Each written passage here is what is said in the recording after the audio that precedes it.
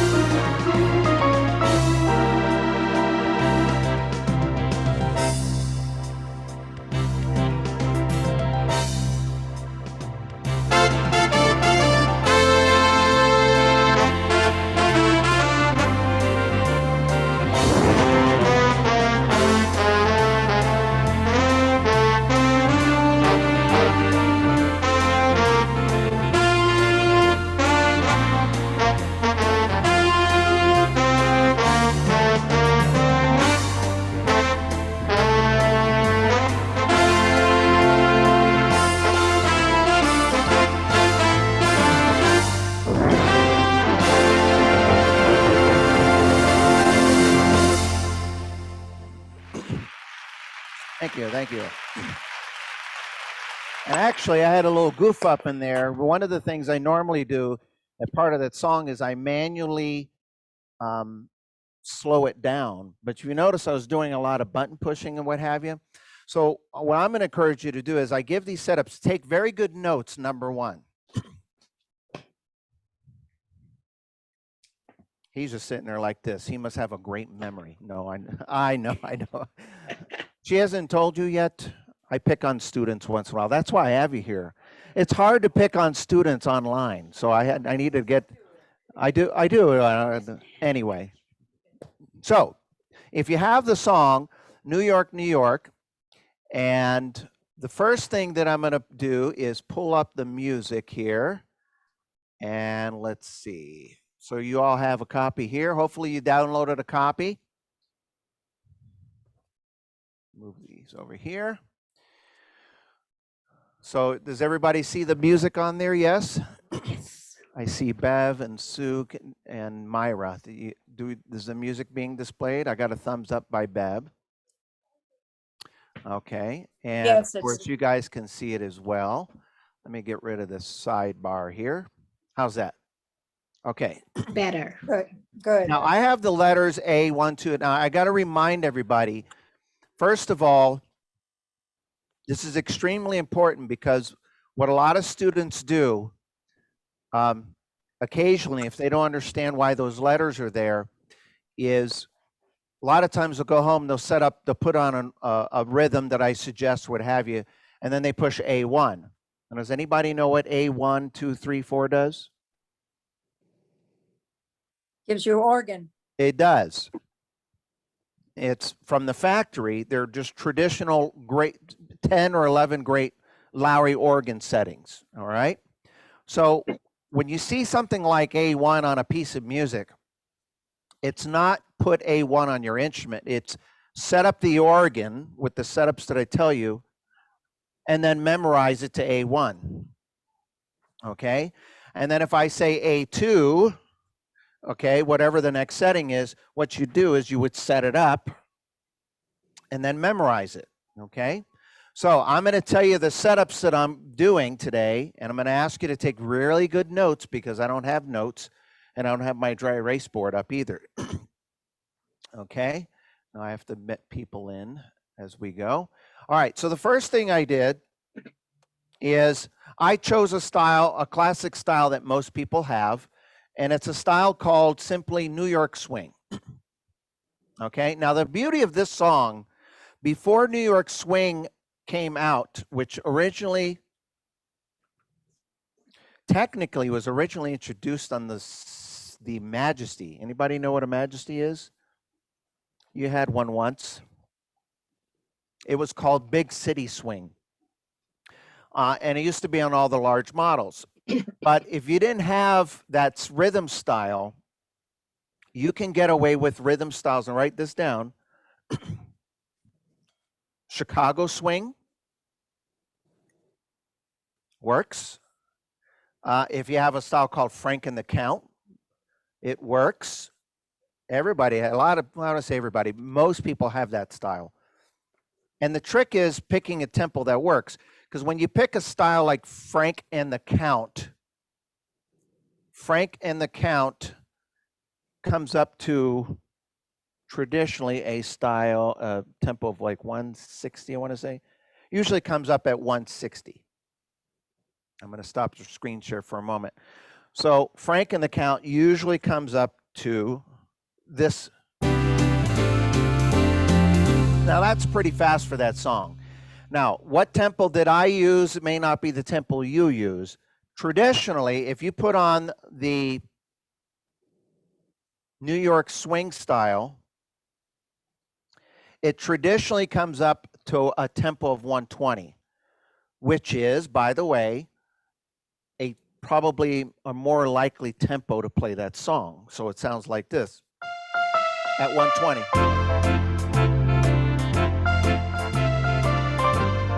There was something about, I don't remember why. I don't know if it was because I rushed in the show once and we had to hurry, or I just liked it, wanted to hear it fast. Oh, actually, I do remember. I remember, some of you know the name Marco Mendez. I remember him playing the song, and he always played it a little faster than the original. I thought, I think I like it that way, and everybody else likes it, so I'm going to just start playing it faster from now on. So when I do it, I actually do it at a tempo of 136. Now, what's the right tempo? Whatever tempo works for your fingers, right? Okay. 89. Well, actually, you got to be careful. Some styles, here's a rule of thumb with a rhythm style. If it's naturally a slow rhythm style, okay, like a soft and easy, for example, ballads, those come up in the 60s and the 70s. If it's naturally a slow style, if you have to speed it up for a song, don't speed it up too much, it won't work. And vice versa. If you have a style like a Frank and the Count, Razzmatazz, Vegas, any of those styles that are naturally faster, if you put it too slow, it'll drag, okay? And it'll actually make it harder for you to play it. So anyway, put the tempo that works for your fingers. Now, if I put on this style and I put on just the rhythm preset, this is the sound that I get. Okay? So when I designed these setups, what I did is I put on New York Swing. If you want to write this down as your first setup, you put on New York Swing. It comes up to a tempo of 120. You can adjust the tempo however you want. I would adjust it to 136. And if it happens to come up with a harmony, I would turn it off. So I turned off the harmony. Now here's what I have. Piano and 8-foot strings. Now if you put on New York Swing with just the rhythm preset on the A series organs, and if you have the E series, you would put New York Swing with vintage 0. And that's the setup that you'll get. But it'll put on a harmony first. I turned off the harmony. Okay? Do we have a dry erase board? Now, while I'm teaching this, I'm going to multitask and ask Jerome to set up the dry erase board. I might write some of this stuff down as we go. Or maybe not. Looks like it's going to be a complex process. Okay, so rhythm style choices are New York Swing, Frank and the Count, Chicago style. Believe it or not, most big band style choices. The tempo is 120. I'm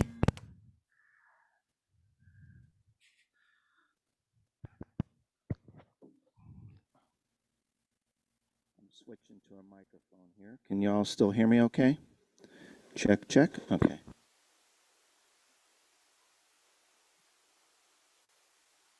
I have our microphone set up in case someone has a question. We want you to hear what they have to say. Town hall meeting. All right. And specifically, I have what's called, this is kind of interesting. There's a piano. Now, if you have this, great. If you don't, that's great. If you have a piano, it's called piano octaves. Now, let's zoom in on the screen there. Can you see that?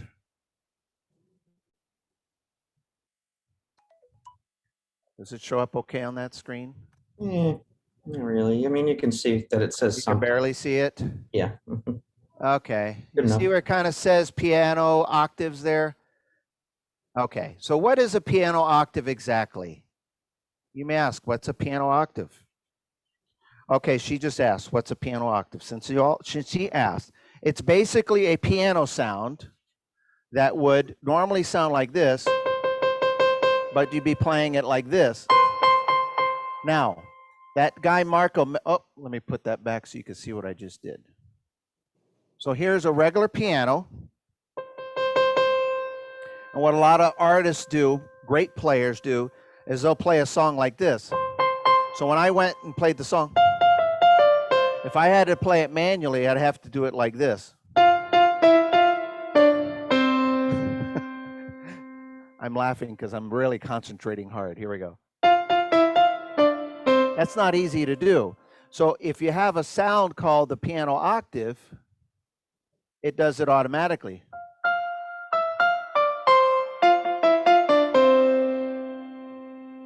So it's like taking about 5 years of hard practice and putting it in a button, and you just do it with one finger. Pretty cool, huh? So this setup has a piano octave and a simple 8-foot strings. So that's all I have for the first setup, A1. So it would be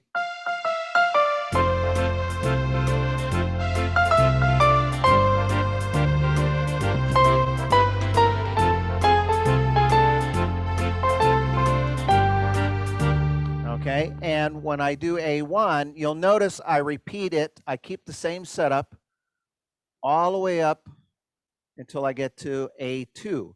So I have New York swing. I'm at a tempo of 136, piano octaves combined with an 8-foot strings.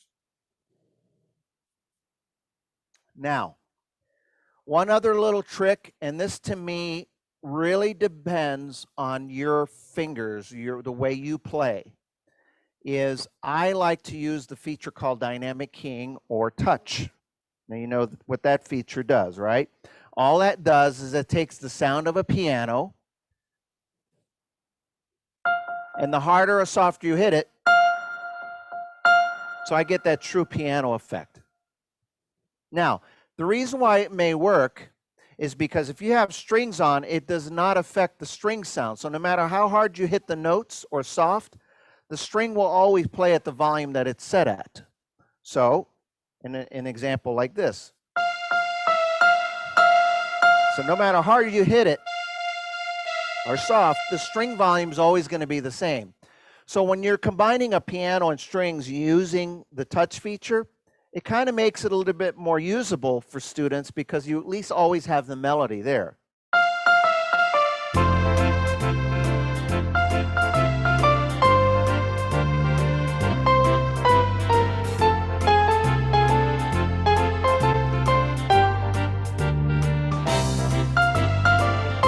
Okay, and I play it through until I get to the next setting. Now watch this. On the second setting, I make a lot of changes on this. Hope you're all taking notes. You ready? So I'll play the last part right before I go to the setup 2, and then I'll tell you what I did.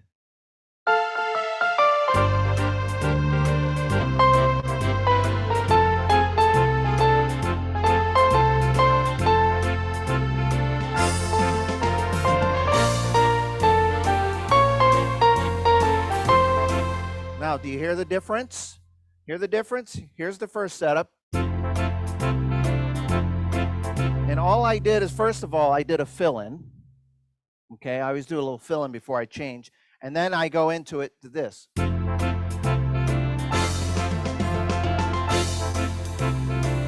you hear the band playing a little differently? Can you hear it over there in Florida or Alabama? Can you hear the band? Listen. Here's setup 1. Here's setup 2. Okay. It's a subtle change. You'd be surprised how something so simple like that just makes a difference in the arrangement of a song. This is a trick I use, a lot of us use a lot of times when we're playing. We like the sound that we're using in the melody, and we want something to change just to make it sound like there's a change in the song. I just pushed. Are you ready for this? Drum variation. Whew, that was a lot of work. It's all I did. And listen to the difference as I segue from one part to the other. Let's see.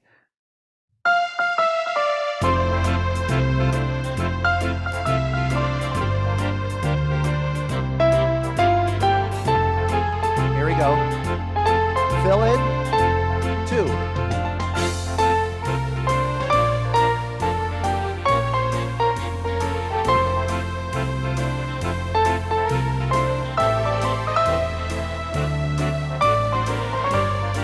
Fill in and go to my third setup. Okay, so it was just a subtle change. So if you're unmuted and you're here, what button did I press on the second setup? Drum variation. Drum variation.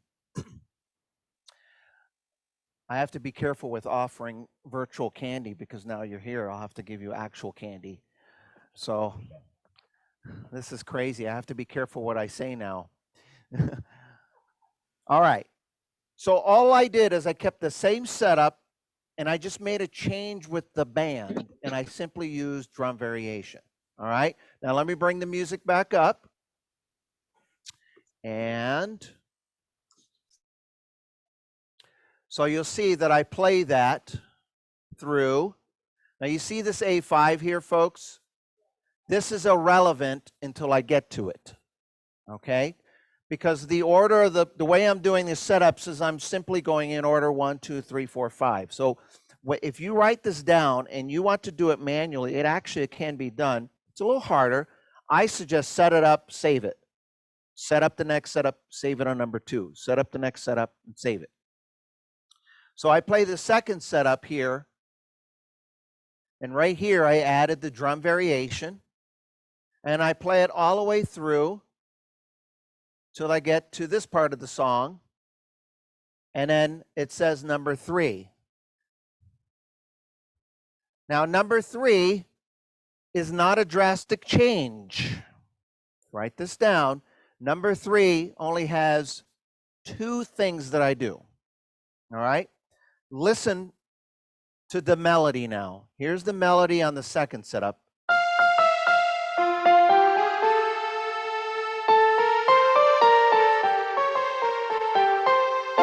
Okay? Now here's the third setup. Now listen to the sound. Here's the same thing.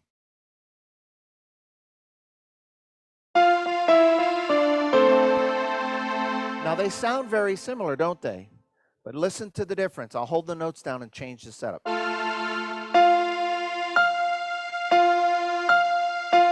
You hear the difference? Okay. Now let me put the screen back on the organ so you see what I did here. So all I did was 2 things. I added 16-foot strings. Write that down.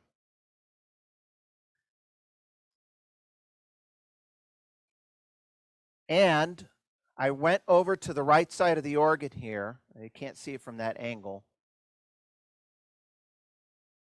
But on the right side here, there is harmony, AOC, duet, 3-part, etc. And right below that, there's the dynamic keying button, or also known as the touch on some of the models. Keyboard touch. Let me look. Yes, so for those of you who have the Inspire, Rialto, Journey, Fanfare, those EY instruments, any of the E series, they call it keyboard touch, okay? So that's where that's at. And there's another button over here called upper octave, orc, and solo. So somewhere on your instrument, depending on what you have, there's going to be an option to change the octave. So all I did is I took the piano from this and I brought it down an octave. Okay? That's all I did. So the only 2 changes. And then I have it saved on the preset, so when I'm playing, now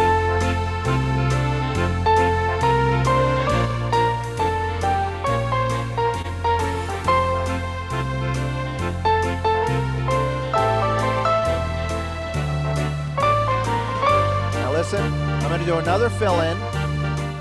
I'm going to do another fill-in before I go to the third setup, and then I switch to my setup.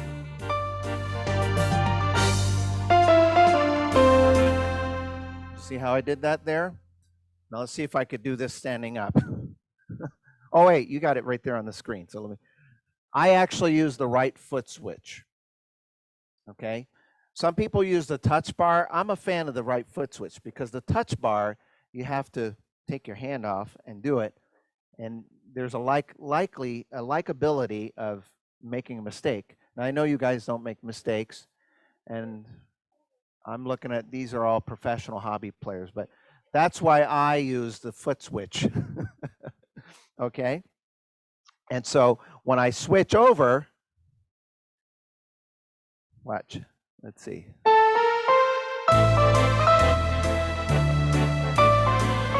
Fill in. It's a perfect segue. And then all it is a subtle change.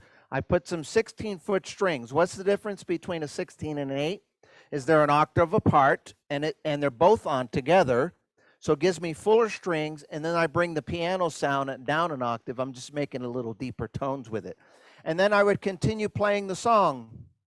Now let me pull up the music. Follow along. Let's make it smaller here so you could see it. So I'm going to play number 3 up to here, and then I'm going to get up to number 4, And I want you to listen to what I do. Here we go.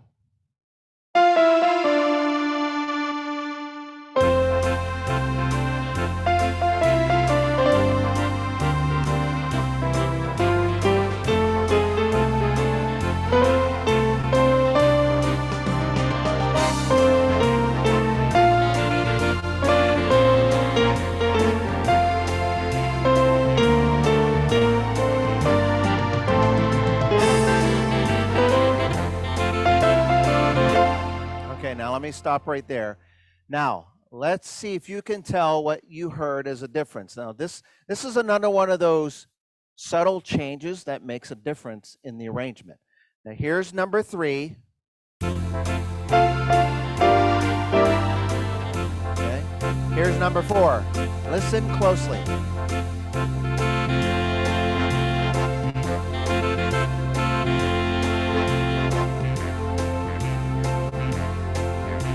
Can you hear a slight change? Horns. Lourdes, you're in New York, aren't you? No, I think she's in Stonehenge right now. Stonehenge. Oh, but Lourdes, where are you at? I'm in New York. That's New York. what You could hear that change all the way in New York? Yes. Wow, that's amazing. Gosh. Okay. Now, the question is what did I do from number 3 to number 4? It was a subtle change. You ready for this? Are you ready? Nope. But it's as simple as one button. Yeah. Alter style.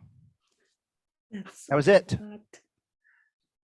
Here's number 3 again. Listen to the band. Now remember, we started off with this rhythm style. When you pick a rhythm and a rhythm preset or a style setup, it usually turns on the following when you're having a full band style. It usually turns on Genie and Orchestra Plus. Your drums are typically already programmed into it. It typically has an auto bass already determined for you. And a lot of times it's auto bass 1, not all the time. And drum variation is usually off, and alter style is usually off. Okay. Side note, rhythm preset 4 commonly turns on the drum variation, but that's just a side, it has nothing to do with this. So it came up that way. So as I was playing, when we went to the second setup, we turned on the drum variation, right? And then we continued playing. We got to the third setup with just a couple subtle changes. And then on the fourth setup, all I did was turn on alter style.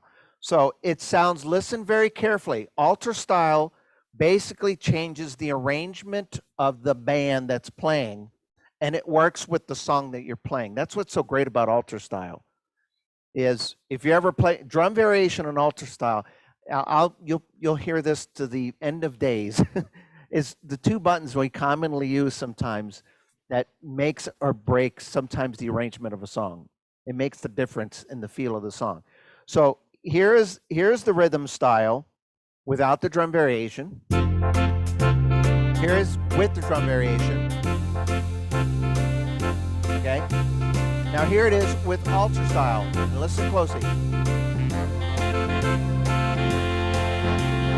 It starts to get a little fancier and more orchestrated. It's almost like it's building the song, which in this case, this song is great to do.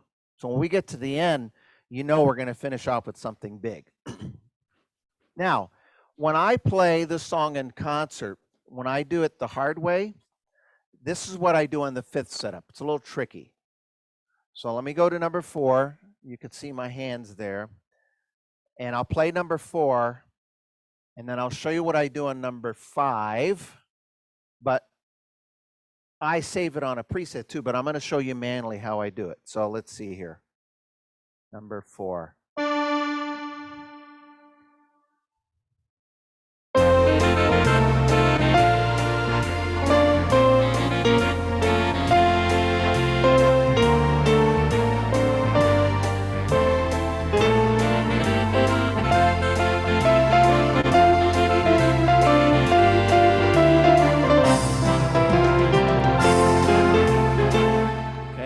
Now, I don't know if you could see it from there, but while I was playing, I reached up and hit a bunch of these tabs here. these flute tabs, okay? These are organ tabs. And all I did, the organ sounds work well with these strings, okay? So now, if you're just setting this up in advance, what I would do is I turn on every single organ flute that you can possibly have, and that's it. And then save it to number 5, because then you're going to get this sound. This is preset number 4. Here's setup number 5. It's just bigger and fuller. Okay? Now, if you set them all up, now a lot of times when I'm playing in concert, because I'm doing it manually, I turn on every one, but if I have to continue playing, if there's like 2 or 3 that's not on, I don't put it on. I just continue going. All right? But you probably wouldn't do that while you're playing. When I play the song, remember, I played it hundreds of times. So I got to the point where I had a habit of knowing where to make the changes when I was doing them. Every now and then I goof up. And when I do, I don't tell anybody. Like I forget to change the tempo or I forget to do something, and I never let you know. In fact, I did it when I played it. There was one thing I forgot to do, slow it down. Okay? So now let's put the music back up. Oops, wrong button. There we go. So when I get to number 4, I put on the alter style here. And again, I always throw in a fill-in right before I go into the melody of the next part. And all I happened here was the alter style. And then I play this part of the song. Okay? And then I get to the 5th setup. Now, the 5th setup is what I just told you, but you got to look very closely here. It says DS al coda, and then it says return to that thing there and play to that thing there and skip to that thing. So in layman's terms, it means go back to the here. That's why it says A5. So if you set up the presets and you follow the presets, you'll know where to go in the song. Okay? Go back to 5, and then you're going to play it through till you get to the coda. And then it's going to tell you to skip to the 3rd page. All right? So instead of me scrolling back and forth, let me show you here. Okay? So here's the 1st page. I play it through, all the way through. I do my next setup. And I go on the 2nd page.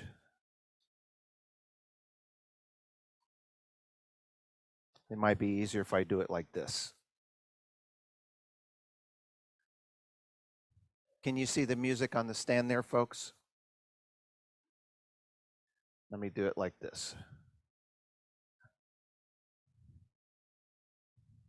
Codas can be confusing sometimes, depending on your level of skill. So I want to make sure that whatever I tell you, I'm going to teach it as if there's someone that's newer to the hobby.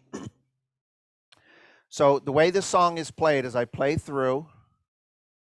I did my 2nd setup with the drum variation. I continue playing through, and I got to here. I just put on the 16-foot strings, and then I brought the piano down 1 octave. There's really not a lot of buttons that I push, believe it or not. Then I play through, and I get to here. That's where I added the alter style, right on number 4. And then I play through, and I get to number 5. I turned on all of the flute tabs, okay? And that's why I have A5 here in parentheses. And it tells you to go back to this symbol.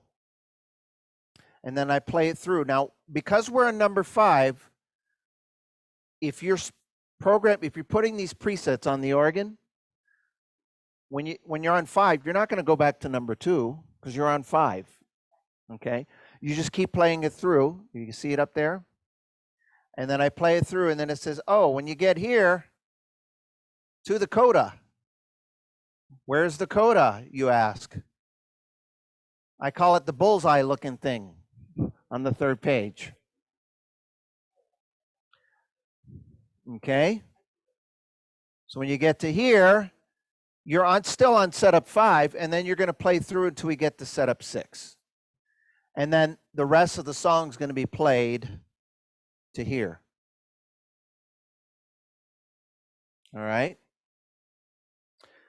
So many of you know the name Paul Schaub from Lowry. Remember Paul Schaub? Paul Schaub used to say something. Years ago, I heard this, and I said, you know what? That's probably a good tip, and I do it. He used to say, we learn by repetition. So one more time. Now this time, I'm going to just kind of go through it. We start the song with A1 with the setting that I told you, which is the style, the tempo you want, octave, piano, and strings, and I play it through. And then I get here to number 2. I just added drum variation. Then I play it through, and I keep coming here. When I got to number 3, I brought the piano down 1 octave, and I added 16-foot strings. And then I play it through, and I get to number 4. I added alto style. Then I play it through, and I get to here, and then right here it tells me to go back to this page, and that's where I added all the flute tabs that you have. Not everybody has every single one of these. And then I play it through. At this point of the song, 2 is no longer relevant, and you keep going, and when you get to here, it says jump to the last page here, the coda, the bullseye, and then you play it through, and then we go to setup number 6. Now, you'll notice on your music, I have a little symbol there. Does anybody know what that symbol is called? Fermata. Fermata, yeah. Sounds like something I'd put on my spaghetti. Let's put on some fermata on our spaghetti. And fermata basically means what? Hold it. Hold it. Okay? Now, let me show you what I do manually, which is why I'm going to encourage you to do it, set it up, and then save it on a preset. Because if you have it on a preset, then you don't have to do this. All right. I forgot to do this when I played the song. It's been a while since I played it, but now I remember. So I'm going to take it from number 5 and go up to number 6. All right. Here we go.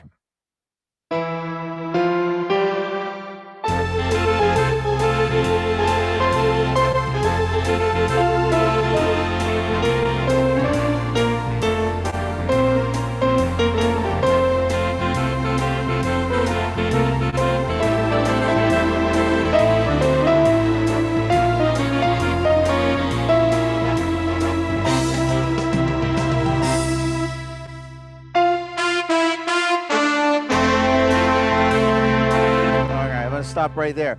You see how the stuff that I was doing? Okay. That's a lot of work. Well, that's not all the why you hold it. That's part of the reason why you hold it. And I still forgot a button. Now, when I'm doing, I used to do this song so much. So, all right. So all I did in that part of the song, there's really not much to do if you're setting it up in advance. Okay. Basically, you want setup number 6 to have, I take off the piano sound and I put on what's called a brass section. Now, if those of you have a keypad and you can search through it, I use brass section number 232. Okay?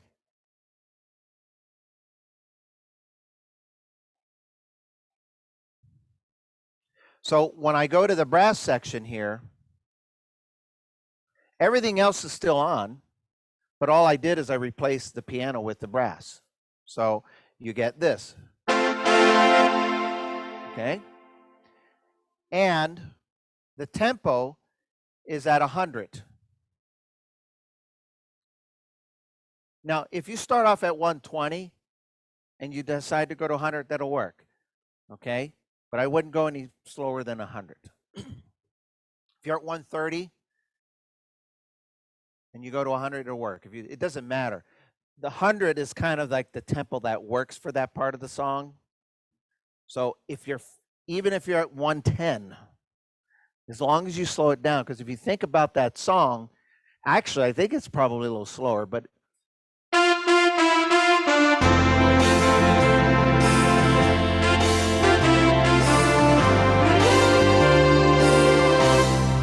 right. And the last thing that I did on that preset, remember we had drum variation and alter style on, right? I turn off the drum variation.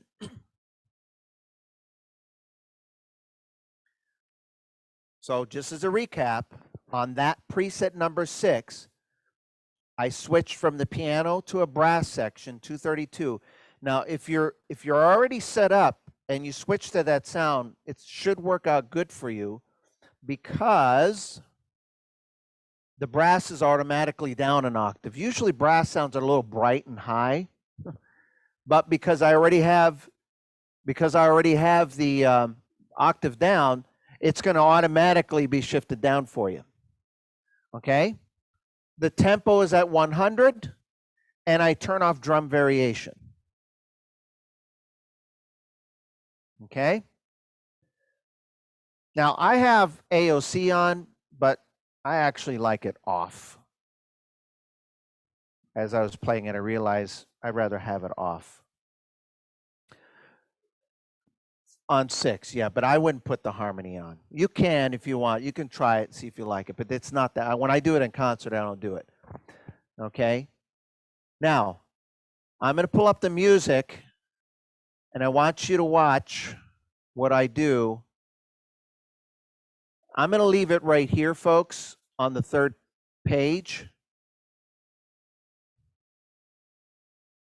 So when you see me get to here, when you see me get to this part of the song, this is why saving this setup on the organ is crucial. So when you get here, this allows you to do a nice smooth transition.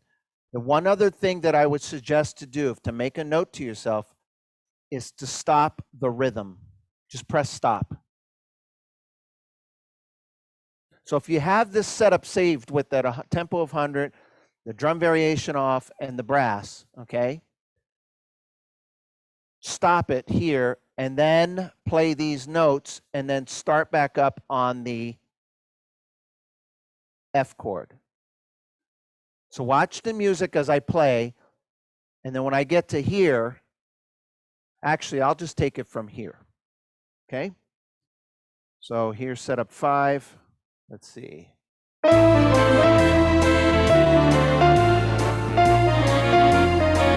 watch this. I hold the fill in. I stop it, press number 6, then I play.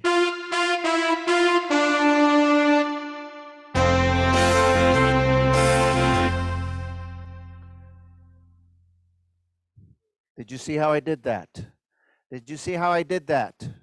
No, well, you saw it on the music, but you didn't see it. I'm going to do it again with the music, without the music up. I'll play number 5 on the 3rd page. I'll take it from that part. Fill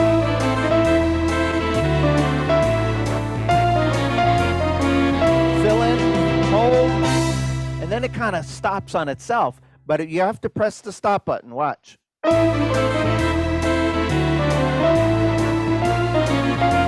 in. And you can almost pause as long as you want. If you have some people listening, keep them in suspense. Go to number 6.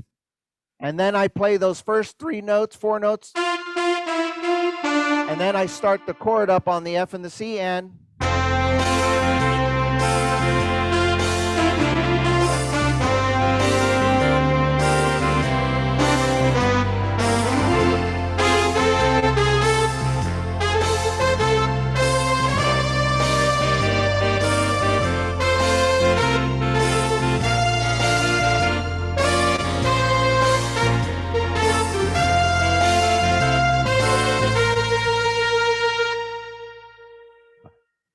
with suspense.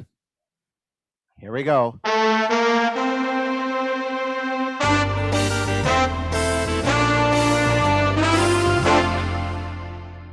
Now, what did I do on that last setup? Does anybody know?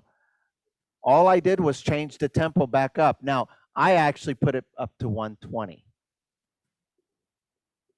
So on the 7th setup, all I did was put the tempo to 120. You could put it at the 137 if you want, whatever you like, okay?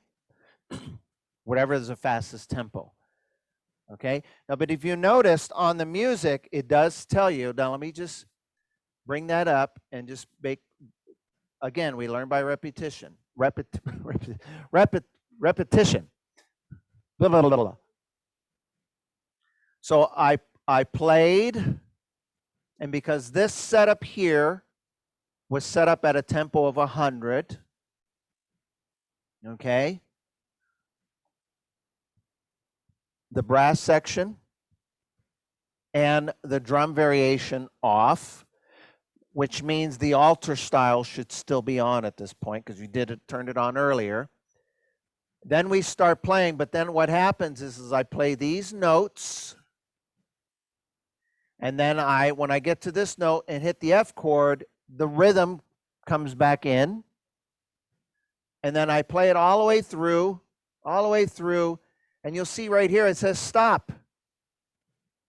Switch to preset A7, and then you play those 3 notes, and then when you start back up on the G minor 7 here, now remember A7, the only thing that I did on A7 is I put the tempo back up to either 120 or 137. Whatever tempo works for you. And then I finish the song. So when I do this live in concert, and if I don't have these presets in here, what I'm typically doing is this when I come to that part.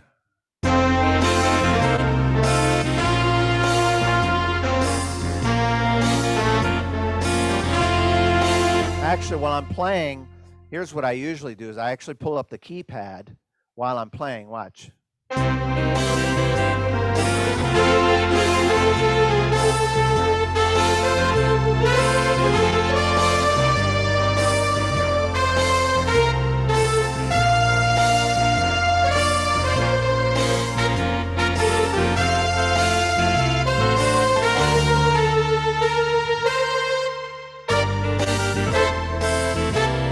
See how I did that? There's a lot of work there. So everything I was telling you, a lot of times when I'm doing this, I'm putting the keypad up, pulling the tempo while I'm playing, getting it ready. So when it's time, when you have the tempo number in there, then I have to push the tempo so it changes automatically. It's a lot of work. All you really want to do is change the tempo, save it on a setup. So that's the power of saving setups. So that when you actually go back and play the song, whether you do it or you get the setups from me, if you play the song in the order, even if you don't stop it and do all this other stuff, you just play it through using the setups, it's going to automatically give you the arrangement without having to remember to do all that stuff. The best way to make an arrangement from someone else teaching it is when they give you the stuff, set it up, save it. Set up the next one, save it. Set up the next one, save it. Set up the next one, save it. Okay? Now, what I'm going to do is on our Patreon, I'm going to type up everything that I told you. And it'll be one of 2 ways. So pay very close attention. It'll either be I'll type up the notes on the music or a separate handout. I'm leaning towards typing what I told you onto the music, okay? And then I'll add it on there.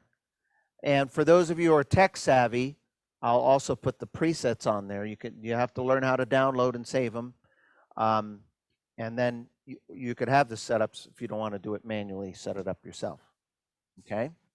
So what I'm going to do now is you heard bits and pieces as I taught it. Before we end the class, I'll finish off by playing the song using the setups, and then I'll leave it on this view for you folks here so you can see how it should work if you save it.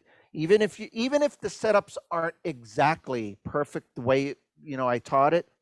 The one thing you want to learn is how to save a preset, because if you can do that, when you go back to play your song, all you have to do is follow we do it all the time. That's why most of the time we make very few mistakes when it comes to the button pushing, because we got stuff set up already. Well, why do we set it up? Because we don't want to look like fools in front of you. The pressure's on. You guys are a tough crowd. Yes. Yeah, look, folks. Look at all the angry people I have to deal with from time to time. Oh, they're laughing. Okay, so I better do that because they'll think I have mean students at Tucson. Okay. Now, last but not least, I'm going to do a couple quick announcements, and I'm going to ask Sean. Are you there, Sean? Yes. I'll point the camera on you guys for now. Here we go. Okay. Sean, can you tell these kind folks how to find us on Patreon? Sure thing. Let me pull it up. Give me just a second. Yeah, you should here. pull it up. Yeah.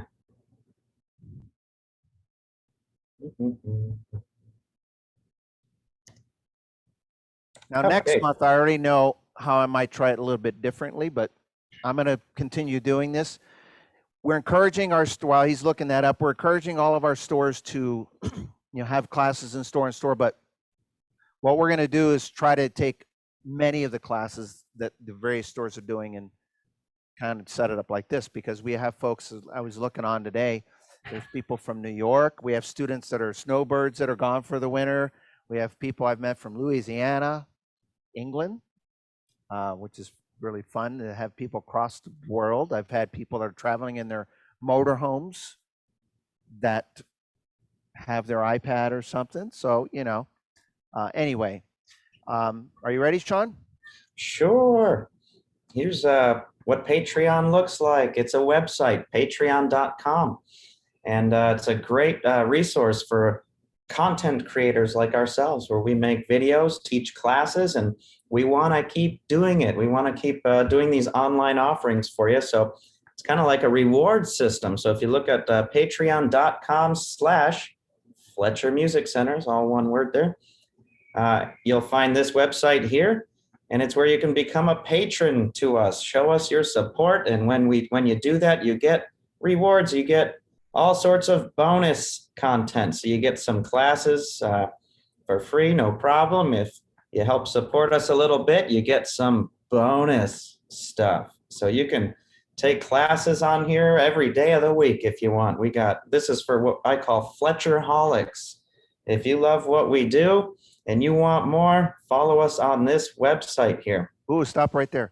Yes, sir. Where? See that right there too? Uh-huh. Dawn will sometimes she'll actually handwrite the introduction to the song. Yeah, and if you see something below the video like this, that means you can click on something and download it like this, and then you have more stuff. So that she hand wrote the introduction to that song. Yeah. That to me is worth. I know that because I did that for one of the songs that I think it was last month, and I was like, oh, I don't want to do this again. I had to though. I think it was the ending I wrote. I had to for that particular song, and then when you do sign up for Patreon, become a member, it automatically defaults to a $5. You don't have to do $5. You can do more than 5. You can do 10 or 15 or 20. It's okay. I did the math. I thought if someone paid just $1 a class, and I post something almost every day, that's like $28. So, and we put more than that on there sometimes, and some is bonus. So I encourage you, because it's a great way to support us. Oh, I still have the camera on you guys. Okay, let me come back over here. All right, so folks, and by the way, a couple things, stay tuned in, because starting in July, we have all of the stores that are opened locally. For those of you who live in those areas, we're going to have everything that is happening in that store on our store calendar. And I want to make sure you all understand where to find that. So let me go to our website here. Okay, so I'm going to screen share. This should look like our website. Okay, if you go to our It's like a website, website. can you see it? Yes.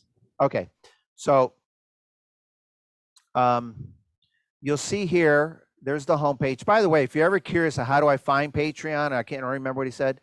That's what that little symbol is right there. It brings you right up the top there.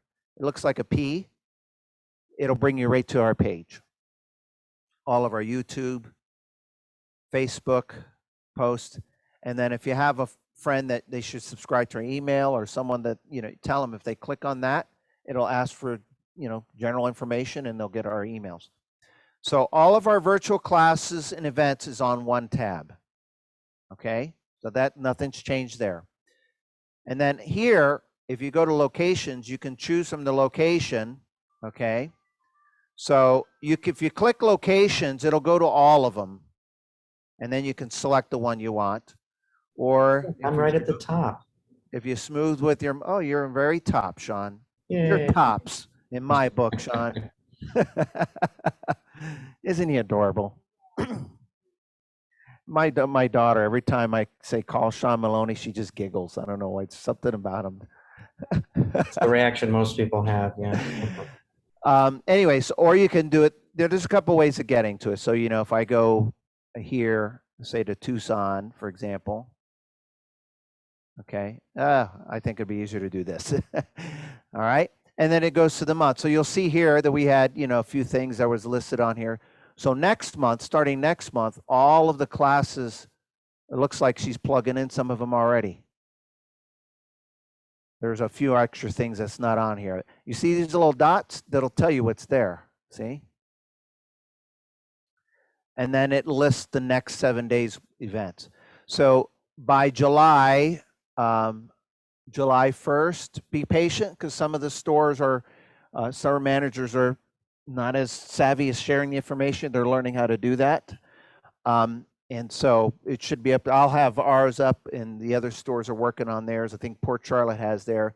And then again, everything virtually is still going to be happening too. So people that don't have a local store to travel to, and few of the stores are going to be doing classes like this, where they'll normally teach their class like they would, and then broadcast it live. Next month, I might do a little bit differently, where I might put the camera further back and then kind of teach it to all of you. So we're going to try new things as we go. And if enough of you sign up for Patreon and we get enough contributions, I might be able to get another camera so I don't have to keep going back and forth and use my phone. Whatever. Point is, we're always working on trying to do more and more. So with that said, I'm going to finish off with New York, New York, but I'm going to play it all the way through. So if you have your music, listen for the changes. And here we go. And Sean, it should sound even better now, because I finally turned on my original sound. I didn't realize I had it off the whole time. Oh, so it's going to sound even better in Alaska. Okay, here we go. Preset number 1, intro.